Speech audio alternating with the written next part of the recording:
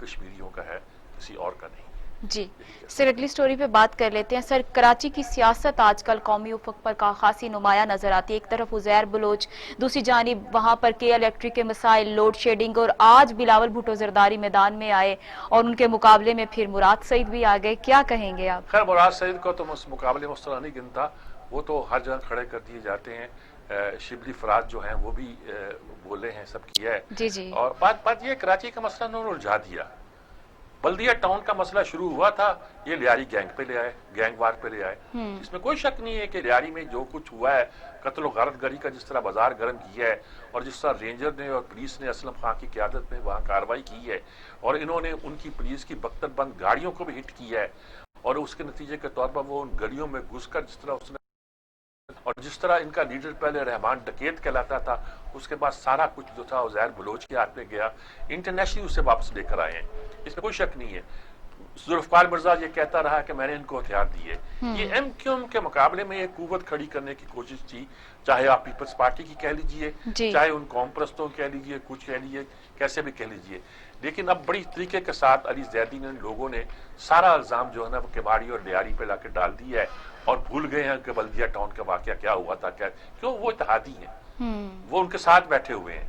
چاہے آپ M Q M London کہیں اور ایم کیو ایم پاکستان کہہ دیں، ایم کیو ایم ہے، اس کے نام کو اب آپ گول کرنا چاہتے ہیں، اور یہ چاہتے ہیں کہ اس واقعے کو لوگوں کی نظریں اس طرح نہ سمجھائیں، اور یہ واقعہ اس طرح گڑبڑ کر دیا گیا ہے کہ لگتا ہے اب وہ بیان، جس بیان کو وہ کرتے ہیں، آج مکر گیا اس بیان سے عزیر بلوچ، وہ کیسے مانے گا؟ کوئی جا کے عدالت میں مانے گا کہ میں نے 160 قتل کیے، اور اس کے بعد اس کو توقع اس کی دیکھیے یہ بیان دوسروں کے خلاف تو استعمال نہیں ہو سکتا، قانون یہی کہتا ہے کہ دوسروں کے خلاف، وہ کہتا ہے یہ 160 قتل کیے ہیں، مجھے زرداری نے کروائے تھے یہ قتل، وہ کوئی نہیں مانے گا، لیکن جب کہتے ہیں اچھا آپ نے کیے تھے، چلیے آپ تو پھانسی پہ لٹکیے گا۔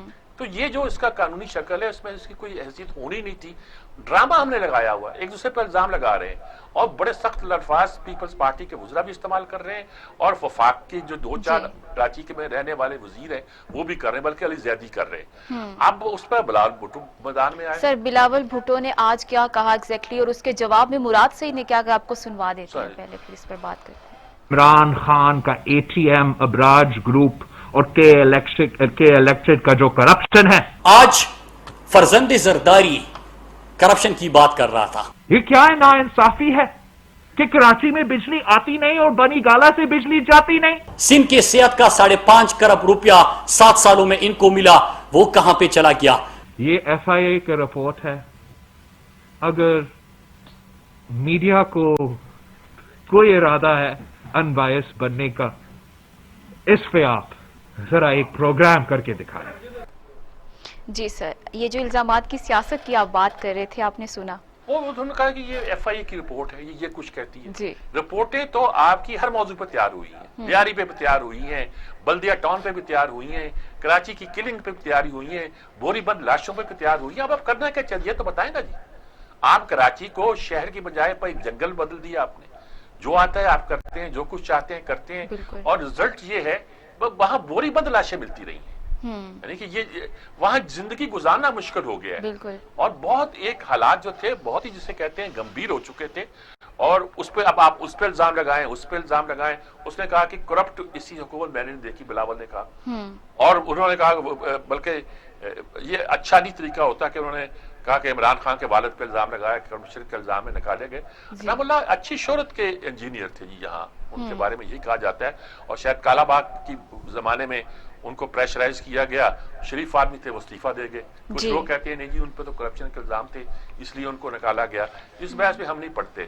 ان کا ایک اچھا نام ہے، اس پوری فیملی کا اچھا نام ہے، اس میں شک نہیں ہے، لیکن اب یہ اس میں عمران کا بھی قصور ہے۔ کہتا ہے شوق خان ٹرسٹ میں نے اس لیے نکال دیا، میرٹ پہ نہیں تھے، میں نے اپنے باپ کو نکال دیا۔ تو اس طرح کی باتیں عمران بھی کر جاتے ہیں، کرنے سے تو الزامات تو لگتے ہیں۔ اپ رائٹ بننے کا اگر اتنا ہی شوق ہو تو پھر لوگ اس کا بہانہ بنا لیتے ہیں، بہانہ تو بناتے ہیں۔ ادھر نے کہا جی کہ 10% تو عمران کو نہیں کہا گیا، اب وہ زرداری کے خلاف شروع ہو گئے، شبلی فراز نے یہ کہہ دیا۔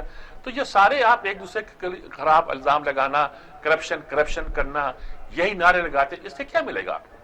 کراچی کے مسئلے تو حل نہیں ہوگے، لوگوں کو ان کا حق تو نہیں ملے گا، وہاں بجلی تو نہیں آئے گی، باقی سڑکوں پہ پانی تو نہیں نکل جائے گا، वहां का समुद्र जो चोक हो जाता है वो चोक होना बंद तो नहीं हो जाएगा।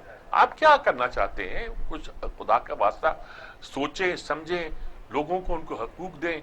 पाकिस्तान का सबसे बड़ा शहर, पाकिस्तान का सनती दारुखिलाफा, पाकिस्तान का कमर्शियल और फाइनेंशियल दारुखिलाफा, सारे बैंकों के हेड ऑफिस वहां। आप करना क्या चाहते हैं? किस तरह इस शहर को तबाह करके आप मुल्क को तबाह करना चाहते हैं? मेरा ख्याल सबको सोचना चाहिए। इसमें ना पीटीआई की बात होती है ना पीपल्स पार्टी की सर, इसी स्टोरी को कंटिन्यू करते हैं, लेकिन यहाँ पे ब्रेक का टाइम हुआ है। Take a short break.